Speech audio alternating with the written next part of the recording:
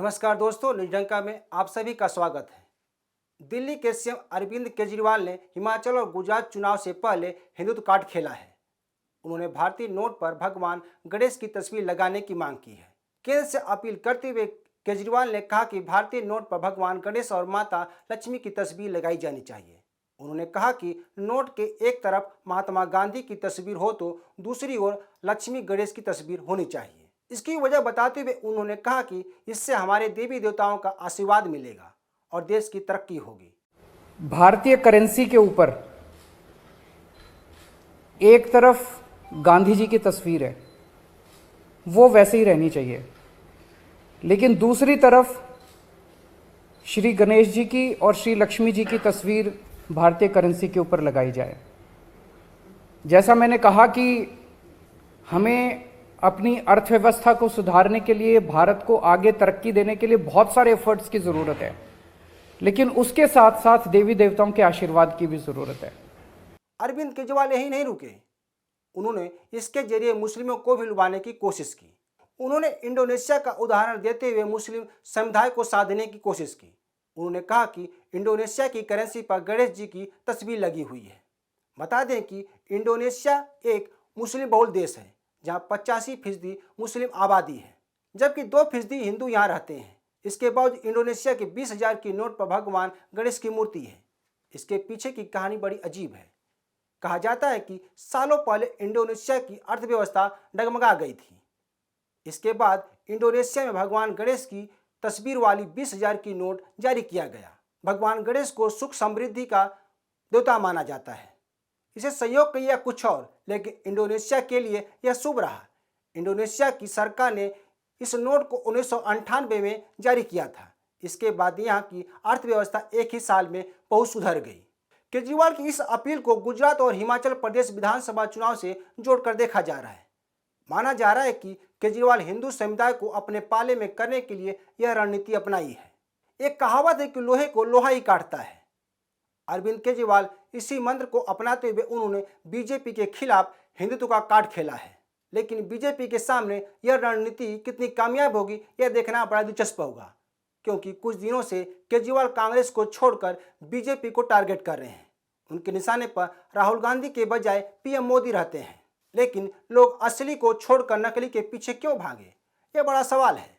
कहा जाता है कि हर पीली चीज सोना नहीं होती, वैसे भी नकली सोना कभी भी बाजार में नहीं टिकता है, उसकी चमक जल्दी फीकी पड़ जाती है। भाजपा को हराने के लिए केजरीवाल को मतदाताओं के सामने स्पष्ट विकल्प पेश करना होगा, तभी मतदाता अपनी निष्ठा बदलेंगे। केजरीवाल ने केवल काल्पनिक बातें की है, उसे व्यवहारिक रूप से पेश नहीं किया है। अगर केजरीवाल की आम आदमी पार्टी हिंदुत्व की राह पर चलती है तो वह केवल भाजपा के बी टीम कहलाएगी। यह साफ है कि केजरीवाल हिंदू वोटरों को लुभाने के लिए चुनाव के समय इस तरह की बयानबाजी करते हैं। जैसे कांग्रेस के नेता कोई भी बयान कभी भी दे देते हैं, लेकिन केजरीवाल के बयान की टाइमिंग सही होती है। 2020 के दिल्ली विधानसभा चुनाव के दौरान 3 दिन पहले राम मंदिर ट्रस्ट की घोषणा की गई थी, जिसकी घोषणा केंद्र सरकार ने की थी। इस दौरान अरविंद केजरीवाल ने कहा था कि अच्छे काम के लिए कोई सही समय नहीं होता। इस बयान के बाद उनके विरोधी भी कुछ बोल नहीं पाए थे, लेकिन उनके नेताओं ने राम मंदिर निर्माण के दौरान कई आरोप लगाए थे, जो चर्चा का विषय रहा। केजरीवाल मौकापरस्त नेता हैं, यह साबित भी हो चुका है। हाल ही में केजरीवाल ने खुद को कृष्ण बताया था, जबकि बीजेपी को कंस कहा था। अक्सर देखा गया है कि केजरीवाल खुद को हनुमान भक्त बताते रहे हैं। उन्होंने कहा था कि मैं हनुमान भक्त हूं और अपनी जेब में हनुमान चालीसा रखता हूं, लेकिन चुनाव के दौरान केजरीवाल कृष्ण अवतार में आ गए। उन्होंने गुजरात के दौरे के दौरान कहा था कि गुजरात वह राज्य है जो भगवान कृष्ण का राज्य द्वारिका था और जो आज हिंदुओं के पवित्र 4 धामों में एक है। केजरीवाल ने कहा था कि वे जन्माष्टमी के दिन पैदा हुए और इसलिए उन्हें दुष्ट राजा कंस यानी भाजपा से लड़ने का स्वाभाविक अधिकार प्राप्त है। सवाल यह है कि केजरीवाल क्या अपने नकली हिंदुत्व से बीजेपी को पराजित कर पाएंगे, क्योंकि अभी तक केजरीवाल ने यह साबित नहीं कर पाए हैं कि भारतीय बहुसंघ के लिए वे राजनीति करते हैं। 2019 के लोकसभा चुनाव के दौरान केजरीवाल ने ऑल इंडिया शिया सुन्नी फ्रंट के नेताओं से मुलाकात की थी। इस मौके पर केजरीवाल ने कहा था कि मुस्लिम वोट बैंक नहीं बटे, इसलिए हम कांग्रेस से गठबंधन करना चाहते थे। गठबंधन के लिए हर संभव प्रयास किए, मगर कांग्रेस ने गठबंधन नहीं किया। अब अगर मोदी जी दोबारा सत्ता में लौटते हैं तो इसके लिए राहुल गांधी जिम्मेदार होंगे। अब आप सोच सकते हैं कि केजरीवाल का हिंदू प्रेम कितना मजबूत है। इसके अलावा अरविंद केजरीवाल सीएए और एनआरसी को अजीब और गरीब कानून बताया था। उन्होंने कहा था कि यह कानून लोगों को सिर्फ परेशान करने के लिए लाया गया है। इतना ही नहीं, अरविंद केजरीवाल नीतीश कुमार जैसे पलटू भी हैं।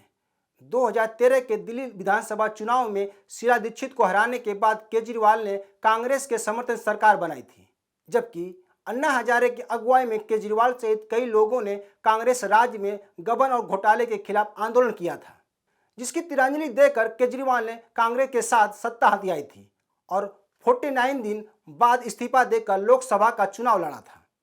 बहरहाल केजरीवाल एक तरफ भारतीय नोट पर भगवान गणेश और माता लक्ष्मी की तस्वीर लगाने की बात कर रहे हैं, दूसरी तरफ उनके नेता हिंदू देवी देवताओं का अपमान करते हैं। गुजरात के नेता गोपाल इटालिया ने मंदिर और कथा को शोषण घर बताया था, जबकि बीजेपी ऐसा नहीं करती है। बीजेपी सभी धर्मों का सम्मान करती है। तो देखना होगा कि केजरीवाल इस हिंदुत्व प्रेम से दोनों राज्यों में आप आदमी पार्टी क्या गुल खिलाती है। तो दोस्तों, आज के लिए बस इतना ही। यह वीडियो अच्छी लगे तो शेयर, लाइक और कमेंट जरूर करें। ताज़ा खबरों के लिए न्यूज़ जंका ऐप को डाउनलोड करें। हमारे यूट्यूब चैनल को सब्सक्राइब करें। धन्यवाद।